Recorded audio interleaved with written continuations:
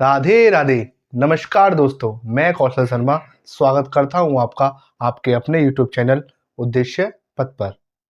उम्मीद करता हूं बच्चों कि आप बहुत अच्छे होंगे, अपनी पढ़ाई अच्छे से कर रहे होंगे और अपने माँ बाप के सपने को पूरा करने के लिए जी तोड़ मेहनत कर रहे होंगे।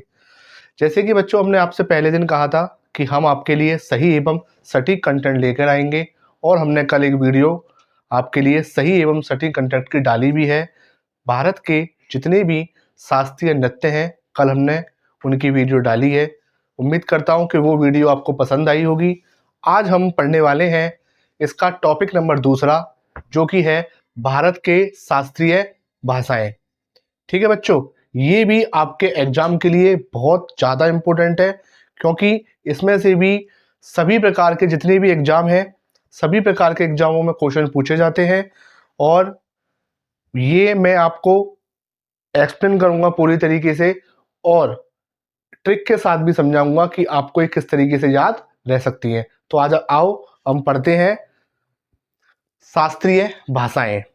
ठीक है बच्चों, शास्त्रीय भाषाएं जो होती हैं, शास्त्रीय भाषाएं क्या क्या अर्थ है? तो शास्त्र की भाषा, शास्त्र की भाषा को ही कहते हैं बच्चों शास्त्रीय भाषा। ठीक है, जो हमारे वेदों पुराणों शास्त्रों में भाषाएं थी उसको कहते हैं शास्त्रीय भाषा। ठीक है बच्चों, शास्त्रीय भाषा जो है, भाषा वर्ड जो है ये भाष मूल शब्द से मिलकर बना है। भाष मूल शब्द से मिलकर बना है। भाषा शब्द जो है भाष मूल शब्द से मिलकर बना है, जिसका अर्थ होता है, भाष का अर्थ होता है अभिव्यक्त करना, अभिव्यक्त करना। ठीक है, शास्त्र की भाषाओं को अभिव्यक्त करना शास्त्रीय भाषा। ठीक है, अब इसमें टॉपिक वाइज बात करेंगे हम। जैसे कि आपका क्वेश्चन आता है कि पहला क्वेश्चन इस तरीके से आएगा कि विश्व में सर्वाधिक बोली जाने वाली भाषा, पूरे विश्व में सर्वाधिक कौन सी भाषा बोली जाती है उसकी बात करेंगे। तो बच्चों फर्स्ट नंबर पर आती है आपकी अंग्रेजी। अंग्रेजी भाषा जो है आपकी फर्स्ट नंबर पर आती है और सेकंड पर आती है आपकी मंदारिन। मंदारिन भाषा को ही हम कहते हैं चीनी भाषा या फिर चाइनीज। ठीक है, थर्ड पर आती है हिंदी। ठीक है, इसको याद रखिएगा, थर्ड पर कौन सी आती है? हिंदी। और फर्स्ट पर कौन सी आती है? अंग्रेजी भाषा आती है। तो विश्व में सर्वाधिक बोली जाने वाली भाषा कौन सी है? अंग्रेजी है। और थर्ड नंबर पर कौन है? हिंदी है। अगर आपसे भारत में पूछे तो भारत में सर्वाधिक बोली जाने वाली भाषा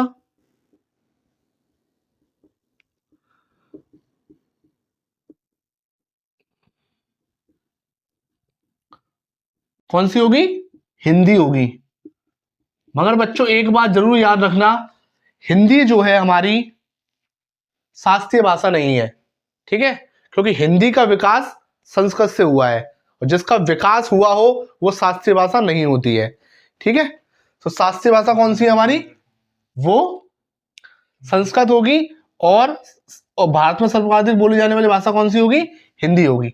और विश्व में आपको पता ही अंग्रेजी होगी। अब बात करते हैं बेटा, तीसरा क्वेश्चन बन सकता है संवैधानिक विकास से। संवैधानिक क्या विकास है भाषा का? संवैधानिक विकास। संवैधानिक विकास की बात करेंगे तो भाषा जो है हमारे संविधान की भाग 17 में आती है। भाग 17 में आती है भाषा। आर्टिकल की बात करेंगे बच्चों, आर्टिकल कौन सा होगा? आर्टिकल होगा 343 से लेकर 391 तक। ठीक है, भाग 17 हो गया, आर्टिकल हो गया 343 से 351 तक। अगर हम बात करेंगे अनुसूची की, शेड्यूल की बात करेंगे बच्चों, अनुसूची कौन सी होगी? अनुसूची होगी बच्चों 8। ठीक है। और इसमें टोटल कितनी भाषाएं हैं? इसमें वर्तमान में 22 भाषाएं हैं वर्तमान में। ठीक है। और आपके 3-4 क्वेश्चन तो यहीं से बन गए कि भाषा जो है कौन से भाग में आती है? 17 में आती है। कौन सा आर्टिकल है? 343 से 351 आर्टिकल है। अनुसूची कौन सी है? 8 है। अनुसूची 8 में कितनी भाषाएं हैं? 22 भाषाएं हैं। पहले कितनी थी अगर ये बात पूछी जाए आपसे तो पहले 14 भाषाएं थी। ठीक है। वर्तमान में 22 भाषाएं हैं। ठीक है, इस तरीके से हो गया।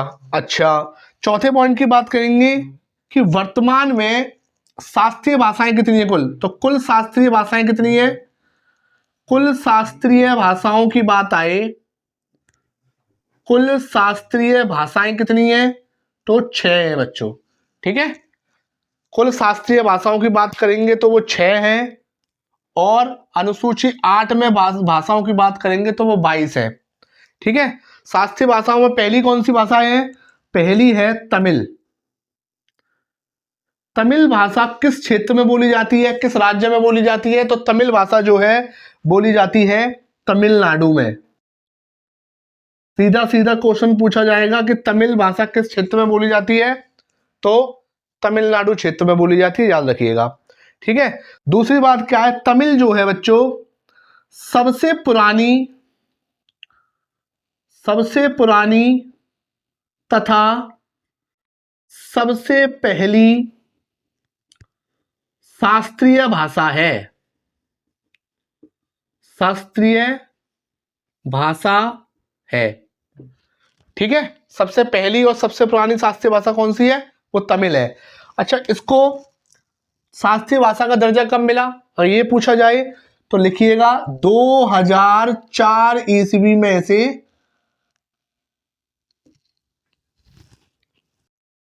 दर्जा मिला। ओके। अच्छा, दूसरी की बात करें तो दूसरी यहां पे लिख रहा हूं मैं। दूसरी की बात करें तो दूसरी शास्त्रीय भाषा कौन सी है? दूसरी शास्त्रीय भाषा है बच्चों संस्कृत। संस्कृत ये हमारे वेदों और पुराणों की भाषा है। जितने भी वेद है पुराण है सभी संस्कृत में लिखे गए, आप जानते ही हैं। ठीक है, इसको संवैधानिक भाषा ये पूरे भारत में बोली जाती है। ठीक है, पूरे भारत में जो संस्कृत क्षेत्र है उनमें बोली जाती है। और ये इसको दर्जा कब मिला? इसको दर्जा मिला शास्त्रीय भाषा का 2005 ईस्वी में, याद रखिएगा। तीसरी की बात करेंगे। तीसरी है बच्चों तेलुगु। तेलुगु तो तेलुगु भाषा जो है बच्चों, तेलुगु भाषा बोली जाती है तेलंगाना क्षेत्र में। तेलंगाना क्षेत्र में बोली जाती है। और आपको पता है तेलंगाना क्षेत्र में बोली जा रही है और तेलंगाना अलग किससे हुआ है? आंध्र प्रदेश से। तो आंध्र प्रदेश में भी बोली जाएगी, तो आंध्र प्रदेश में भी बोली जाती है। ठीक है, तेलंगाना क्षेत्र है और आंध्र प्रदेश क्षेत्र है। ठीक है। अच्छा, इसको संवैधानिक दर्जा कब मिला? सॉरी, संवैधानिक नहीं, इसको दर्जा कब मिला? 2008 ईस्वी में। 2008 ईस्वी में इसको शास्त्रीय भाषा का दर्जा प्राप्त हुआ। ठीक है, चौथी भाषा की बात करेंगे बच्चों तो चौथी है बच्चों कन्नड़। कन्नड़ जो भाषा है बच्चों, कन्नड़ भाषा को सबसे पहले अपनाया गया 2008 ईस्वी में, शास्त्रीय भाषा का दर्जा मिला। और ये किस क्षेत्र में बोली जाएगी? ये बोली जाएगी कर्नाटक राज्य में। कन्नड़ और का से कर्नाटक। ठीक है बच्चों, 4 हो गए आपके। अब पांचवी की बात करेंगे तो पांचवी में ऊपर लिख रहा हूं। पांचवी की बात करेंगे तो पांचवी है आपकी मलयालम। मलयालम मलयालम जो है बच्चों वो केरल राज्य में बोली जाती है मलयालम भाषा जो है। ठीक है, इसको संवैधानिक दर्जा कब मिला? इसको जो है शास्त्रीय भाषा का दर्जा कब प्राप्त हुआ? इसको बच्चों 2013 ईस्वी में शास्त्रीय दर्जा प्राप्त हुआ। अब आखिरी की बात करेंगे, छठवीं जो है आपकी उड़िया। उड़िया भाषा को किस क्षेत्र में बोली जाएगी उड़िया भाषा? उड़िया, ऊ से उड़िया, उड़िया तो ओडिशा, ओडिशा क्षेत्र में बोली जाती है। शास्त्रीय भाषा है उड़ीसा, ओडिशा क्षेत्र की। ठीक है। अच्छा, इसको संवैधानिक दर्जा कब मिला? 2014 ईस्वी में, 2014 ईस्वी में इसको शास्त्रीय भाषा का दर्जा मिला। ठीक है। अच्छा, सबसे नवीनतम भाषा भी यही है, सबसे नवीनतम, सबसे नवीनतम जरूर लिख लेना, सबसे नवीनतम भाषा यही है, सबसे नवीनतम शास्त्रीय भाषा, सॉरी। ठीक है, लिख लेना अच्छे से। तो आपसे पूछा जाए सबसे पुरानी तथा सबसे पहली शास्त्रीय भाषा कौन सी है, तो तमिल होगी। वेदों और पुराणों की भाषा कौन सी है, तो संस्कृत होगी। सबसे नवीनतम शास्त्रीय भाषा कौन सी है, तो वो होगी उड़िया। ठीक है बच्चों, आप इसे नोट डाउन करें और नोट डाउन कर लीजिए इसको। अच्छा बच्चों, तो आपने नोट कर लिया होगा।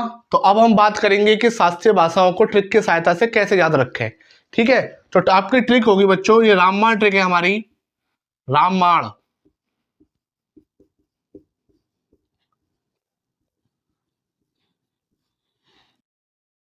तुमसे तेल मलूक, ट्रिक है तुमसे तेल मलूक।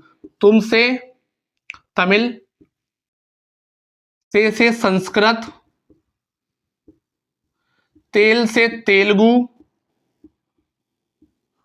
मां से मलयालम, ऊ से उड़िया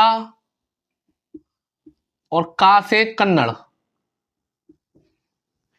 ठीक है बच्चों, आपने इस तरीके से देख लिया होगा, ये आपको इस तरीके से याद रह सकती है अच्छे से। आप 2-3 बार फेरोगे तो आपको अच्छे से याद हो जाएगी। ठीक है बच्चों, रामबाण आपने देख लिया होगा। तुमसे तेल मलूक, तुमसे तमिल, से संस्कृत, तेल से तेलुगु, मां से मलयालम, इसमें ऊ आ रहा है तो उड़िया और का से कन्नड़।